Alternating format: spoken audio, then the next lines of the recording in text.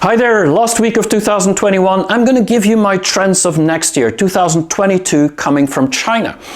And this is going to be my last video this year. I'm probably not going to make a video next week, simply because it's the holidays, but more importantly, and that's the great news, I finished my new book. And so I'm going to tell you all about it early next year, in January. And so I still need to do some work on editing in the last week between Christmas and New Year. So I might not have a time for a new video, but do keep watching. Do subscribe to my video for next year. There's going to be a lot more videos as well.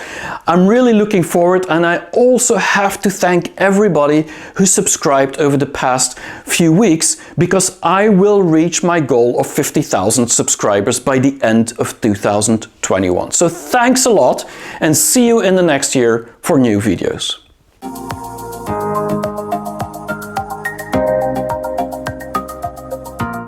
We're at the last week of 2021, and so I'm going to give you my trends for next year, 2022. And it was a crazy year last year, but I believe 2022 will be very interesting. I believe China next year will be at a crossroad, and they will cross that road, and I'm going to talk a little bit more. There's two crossroads. The first one has to do with the 40 years of development of China that is now getting into that next direction. What do I mean by that?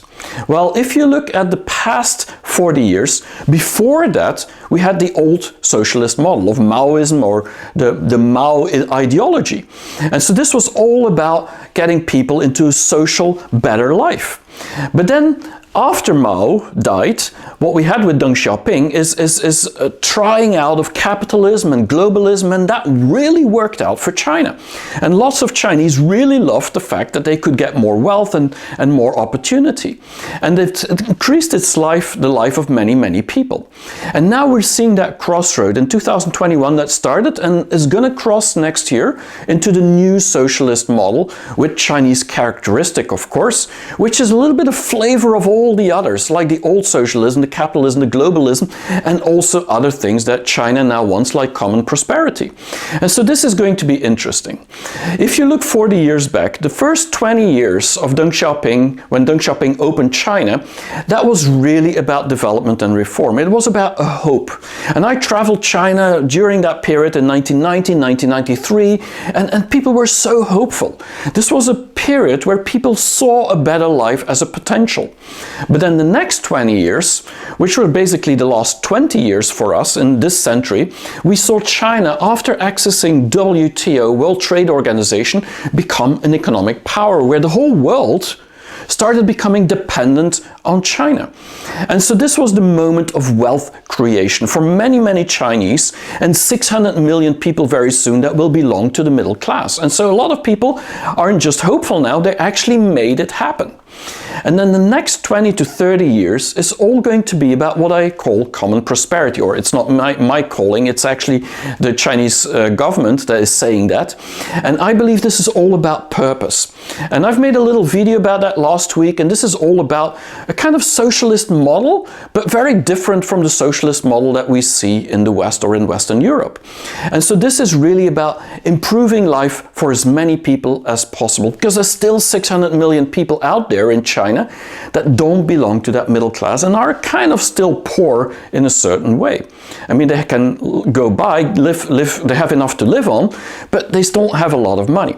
And so this is that new direction, that new path. Now, the other crossroad that I see has happened because of the pandemic. And the pandemic, which typically will last until 2022, 2023, nobody knows, it's at least a 3-year period where the whole world has been busy with this pandemic. And specifically, China has been closed off for 3 years. I think actually China will not open up before 2023, or maybe the end of 2022 only. But who knows? But we're again at this crossroad. And this is a crossroad where every year in these 3 years, 2020, 2021, and 2022, China is making an important step towards the future. And when we look at 2019, when we had the pandemic, the first thing that China did was really to look in 2020 how to deal with it. And this was the year of the rat. And the rat is typically a very practical, quick, and very intelligent animal, but what was important for them is to do the right thing. And in the year of the rat, it really was about protecting China. But because this rat, as you could call it, was actually attacked by the whole world, China also created a certain anger against people who were attacking it.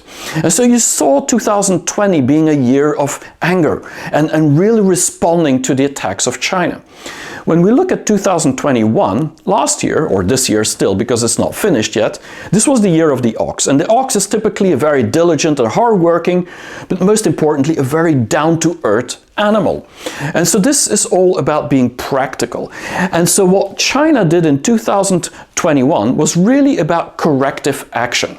This was about, well, China's closed off. The world is busy with this pandemic because everybody's in problem right now. Well, let's figure out how to clean up our own house. I made another video about that, about the big cleanup of 2021.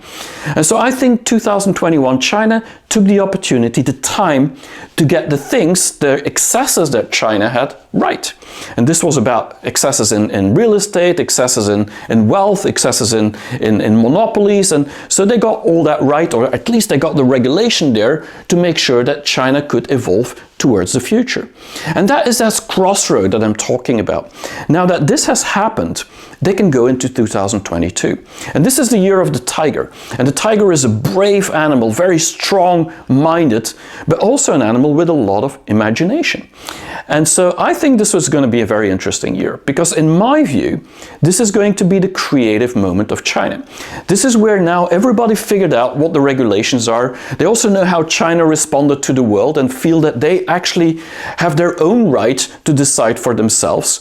And now we're going to see that creative intention happening. This is about telling stories. And I remember 20, 30 years ago, I loved the Chinese movies, and recently if you look at the Chinese fashion shows, I mean, there's really a lot of creativeness happening coming out of China. It's just not being told so often, and I think that's going to change. Specifically, the creativity related to innovation with chip development and quantum and all these things, we're going to see more and more of that. So I believe 2022 will not be so much about being angry and that geopolitical fight every day. It will be less about cracking down. Just what has started will have to be finished, and it's going to be more about creating new stuff. Just my personal opinion.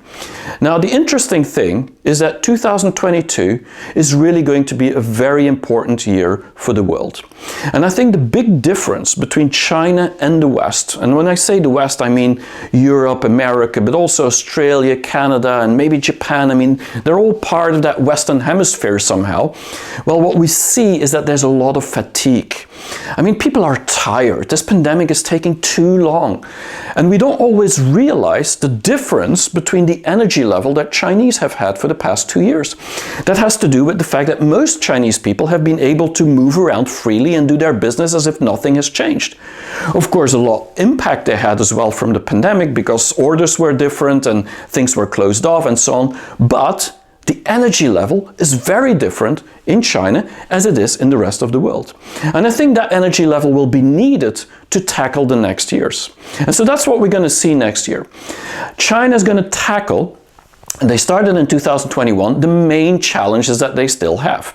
I mean, one of the big ones, and they talked about it a lot in 2021, is this inequality issue. This is related to this common prosperity. China is going to try and really tackle this over the next 10, 20 years. And 2022 will see some real pilot projects happening. Then we'll see things like consumption. For 2 decades already, China is trying to change export and investment in infrastructure into more consumption, domestic consumption. But it's been really painful. It's not going so fast. It's not going so easy. And so they need to figure out a way to do that. And we'll see maybe in 2022 some interesting numbers coming out of China. But it's going to be a big thing to tackle. Of course, the financial crisis, which is kind of related to the real estate crisis. I mean, this is a big issue of China. The whole financial stability is very important for China, but it's very shaky right now with Evergrande and all these companies, I mean, going into default. So what is going to happen? Another thing, 2022, we're going to see many more Evergrande stories in my view. And then the productivity level. I think that's the biggest challenge of China right now.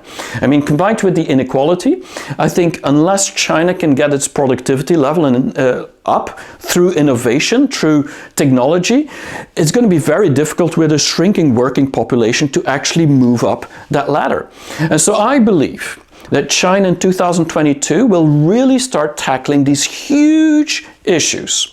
What we're also going to see is that this means a lot of bad news is going to come out of China in 2022. Because a lot of these things, bubbles that didn't burst, will start bursting and people will start talking about it. But I think the government will want to burst them themselves to make sure that they address these problems. So I see a lot of bad news coming out of internally China in 2022, specifically because they want to address these problems on a long term. And we're going to look at the short term, but there's a long-term strategy in my view. We'll see what happens. It's going to be very, very interesting.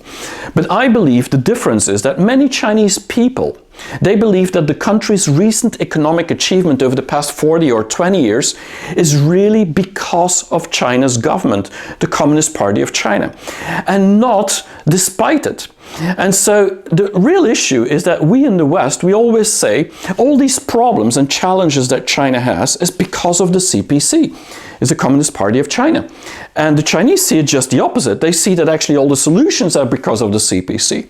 And so it's going to be interesting to see that debate happening. But I think that is why some people are believers in China and others are not. It all depends. Do you believe that the Chinese government is actually helping the problems or creating the problems? And if you look at just the money that was lost over the past many months, I mean the whole year 2021, what you see is we're talking about $3 trillion US. I mean, most of these tech stocks anywhere listed in the US or anywhere in the world, I mean, they're really tumbled down and they're worth very little right now. So the world has actually lost its trust into investing into Chinese stocks. But regardless of that, it seems like people are still not that scared and people are still looking at Chinese technology. And so what does it mean? Why are there people bailing out and other people doubling down? Well, I think the answer is very simple. I think 2022, we're going to see the real believers and the non-believers. And the believers will be 3 or 4 types. I mean, typically, if you think about a startup, and that's the best way to compare it, I mean, you have people that invest in startups, which are family, friends, and fools. That's what we say, the 3 Fs. And I think the same will be with China in the next year. 2022, we're going to see family coming back home, like Meng Wanzhou, who was coming for the CFO of Huawei, that was coming back home. We're going to see Alibaba's and Tencent, a lot of companies overseas. We saw it with Didi already, going back to Hong Kong. Hong Kong is home in a way, or half home, you could say. And we're going to see much more emphasis on, if you're part of us, we're going to help you. And so I think the family is going to become more strong in China. And these will reinvest a lot of money. The second part is the friends. And lots of companies in the world have been making lots of money in China. We always talk about people pulling out of China right now. I mean, companies pulling out, not investing anymore. But what we forget is that more than 90% of the businesses in the US, for example, are actually pretty profitable and making lots of money in China. And so they're more doubling down than pulling out. And so the news we're getting is often those 10%, like Microsoft, LinkedIn, or like, for example, Yahoo pulling out, and then it's big news. But these companies were losing money, so of course they pull out, or they weren't making much money. So I think we have to compare who's actually doubling down and who's getting out of China because they're not doing so well in China. And so these are the friends of China, I would say. And they're friendly because they've been making money. And then there's the fools. And lots of people these days, and I've got a lot of people on YouTube as well telling me, yeah, should I buy into Alibaba now that it's so low, and Tencent and whatever. And these are the gold diggers, people that actually feel that maybe everything's on the low, so now's the right moment to invest. These are people that want to see the opportunity. They still believe in China, and they also feel that now is the moment to invest because it's going to go up again. And then there's what I call the frenemies. These are investors, these are companies that would rather invest in the US or in Europe in Western companies. They don't want to invest in China, but they're looking at the data. And they're looking at the data and they're saying, well, maybe the returns are much better in China. Maybe I should go into China, even if it hurts its own industry in the US. Specifically in the chip industry, you see that happening. If your biggest client is in China, well, it's really hard to start investing somewhere else. And so these are the 4 categories that I think are the believers of China. And because of that, I actually believe there's going to be lots of investment, FDI, happening in the next year into China still. Now, geopolitically, there's of course a lot of challenges, and this will continue in 2022. I believe there's four big things that are shaking right now. One is, of course, Europe and the US has been ongoing for years, but last year, 2021, it was very, very clear that this was setting the tone for 2022. In 2022, Europe and US will be more confrontational, more competitive towards China. I don't see that change at all.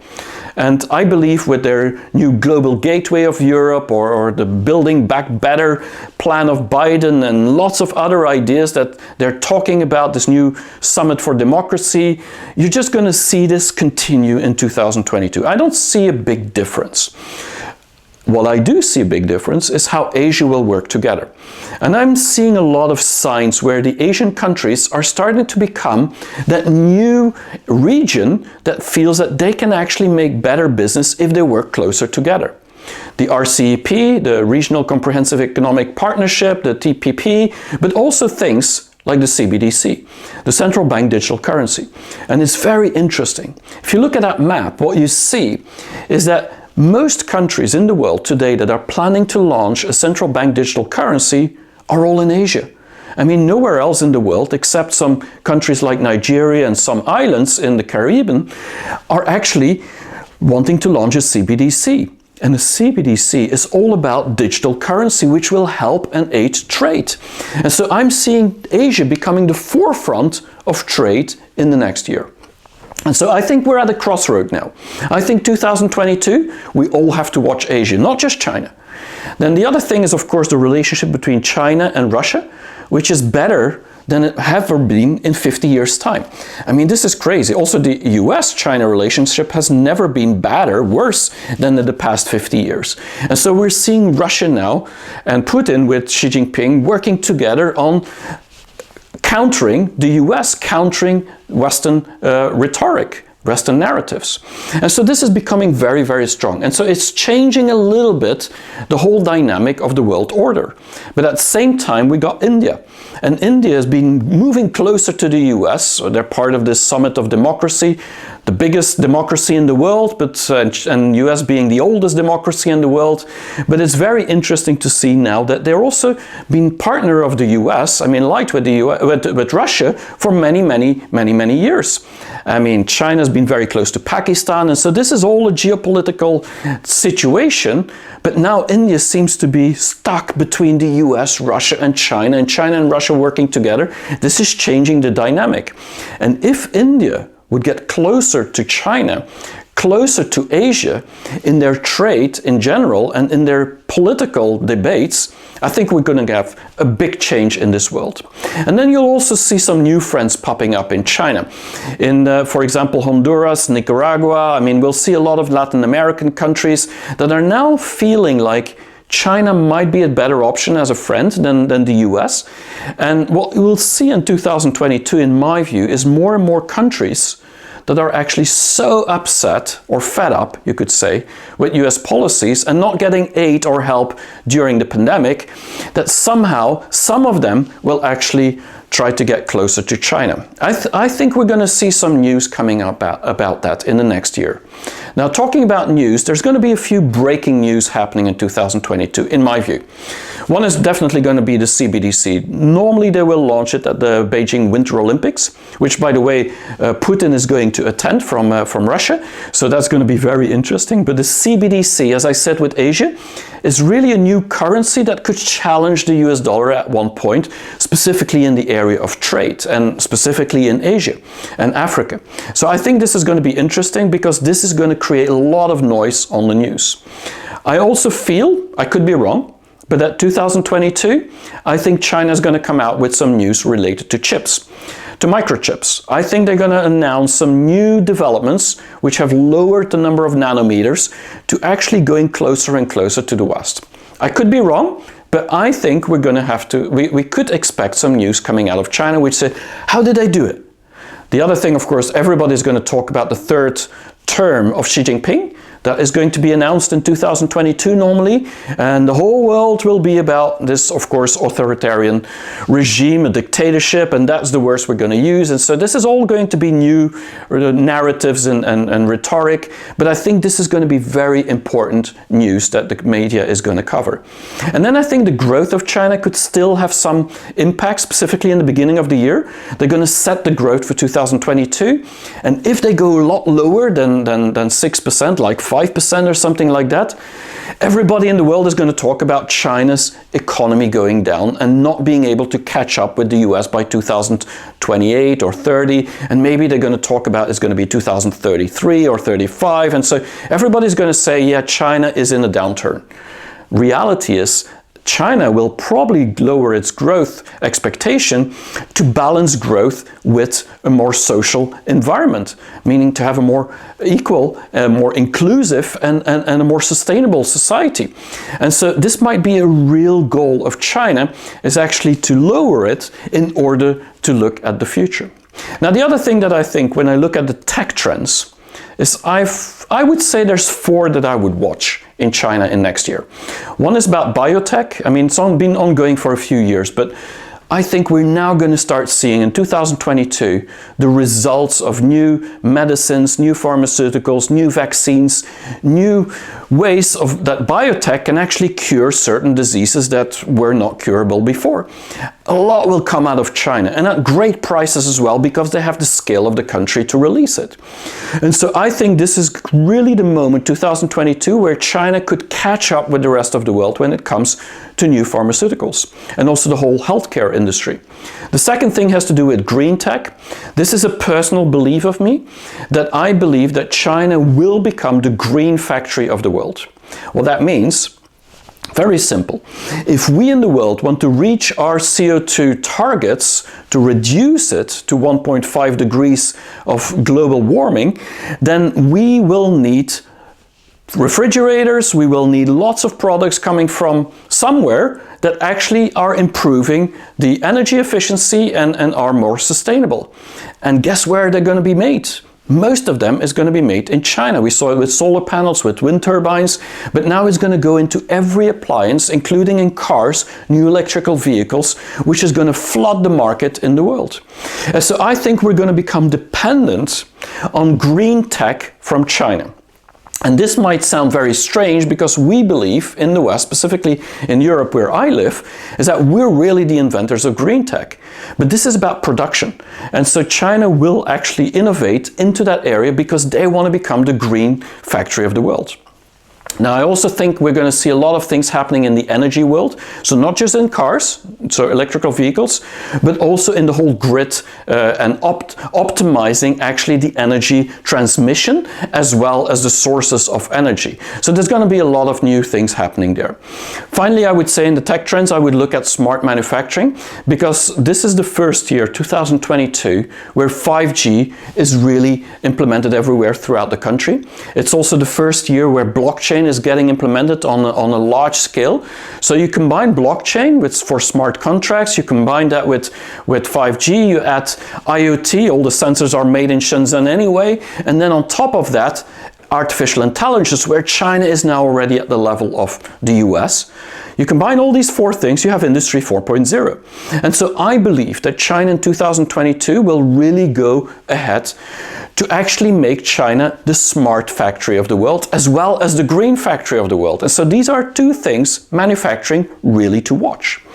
Now, finally, I would like to say something about consumer trends. I think the biggest consumer trends that we in the West will see is everything related to cross-border. What that means is that when we ship products, our Western products, European, American products, into China, actually is going to be much more efficient. And so the Chinese government and the Chinese consumers will buy a lot of our products because of the efficiency to send it. And because consumption has to go up, I think this will actually go hand in hand. I have a big belief in blockchain there, smart contracts, but also the digital currency. This will help trade, really facilitate it to make it much easier. And so it's going to become a very easy way to sell into China, which will change everything everything related to consumption. I also believe the new consumers, and this has been going on for a couple of years, but now we're really seeing them as a whole consumer group, which is the she power, so women. Women that are very successful, they actually want to spend more money, and so they're consuming. So there's a lot of new targets or brands targeting this new group, but also the senior people, so the silver hair generation, as we say. It's going to have a lot of attention. And then there's also other groups like third or fourth tier city, new middle class or migrants that are moving up. So we're seeing a change in consumption groups. And I think 2022 that will be very visible. What I definitely believe is that Chinese brands will become much more successful. Much more successful because Western brands, some of them have pulled out, some of them have made mistakes in the last 2 years because of this whole pandemic situation, and some of them just don't get how to reach Chinese customers because it has to do with cultural sensitivity. You have to be very sensitive to what Chinese like and go back into their culture. And so I think the Chinese brands are going to take even more advantage towards that into 2022, specifically knowing that China in 2022, according to my expectation, will be the moment, the year of creativity. And so the last thing that I would like to talk about is this NFT and metaverse. I'm not going to give a lot of explanation about that, this non-fundable tokens and metaverse, because it's a whole new hype happening, and there's more hype than reality, but it comes from the West with Facebook, with metaverse, and then everybody's on this NFTs these days. And this is about digital assets, it's about virtual worlds. And if you just look back 20 years ago, look back to QQ from Tencent, well, they already had these NFT style, or they had digital assets. They already had this virtual world in their gaming. And so this is nothing new for China. The only thing is that now the West is talking about this as being a whole new world, and Facebook is now becoming the meta company, which means the whole world is looking at it. And so of course Chinese tech companies like Alibaba, Tencent, they also want to be part of that. And so you're going to see a big push with virtual reality and so on going into that direction. So I think it's going to be an interesting crossroad when it comes from the online world to the offline world, from the real world to the virtual world. And so China, being like an online merge offline environment already very often, could actually be at the leading pace. The only question is whether the government is going to block it at one point, or make it very difficult for the tech companies in China to exercise some or to release some of these new products. So very interesting to watch. Maybe I'll make a video about NFTs and metaverse one day. Now, to finalize, I would like to say that China is going at the crossroads, but is crossing that road. And so China's crossing that road in 2022, in my view. They're going to go into a more creative China, a more smart China or smarter China, and a much more sustainable China and a much more inclusive China. And this is direction what I was saying in the beginning, this new socialist model with Chinese characteristics. And so I believe we should watch 2022 as being a society where China is really trying to lead the way to actually include everyone in a more sustainable, creative and smart way.